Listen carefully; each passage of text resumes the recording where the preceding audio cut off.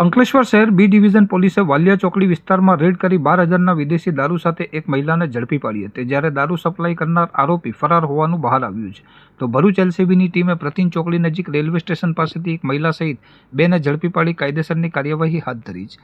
Ankleshwar B division પોલીસે મળેલ બાતમીના આધારે વાલિયા ચોકડી પાસેથી કોસંબડી ગામની તેજલબેન વસાવાને 12,000 ઉપરાંતના વિદેશી દારૂના જથ્થા સાથે ઝડપી પાડી હતી. પોલીસ પૂછપરછ દરમિયાન તેજલબેને દારૂ નવસારી જિલ્લાના બિલ્લીમોરા ખાતે રહેતા મિતકુમાર જયેશભાઈ પટેલ પાસેથી મંગાવ્યું હોવાનું જણાવ્યું હતું. પોલીસ તપાસમાં દારૂ સપ્લાય કરનાર મિતકુમાર પટેલને વોન્ટેડ જાહેર કરી વધુ તપાસ હાથ ધરી છે. બીજી તરફ ભરૂચ એલસીબીની ટીમે મળેલ બાતમીના આધારે અંકલેશ્વરના પ્રતિન ચોકડી નજીક રેલવે સ્ટેશન બહાર કોસંબડી ગામની તેજલબેન વિપુલભાઈ વસાવા, બિલ્લીમોરાના મિતકુમાર જયેશભાઈ પટેલને વિદેશી દારૂના જથ્થા સાથે ઝડપી લીધા હતા. પોલીસે 7,400ની કિંમતનો વિદેશી દારૂનો જથ્થો કબજે કર્યો હતો.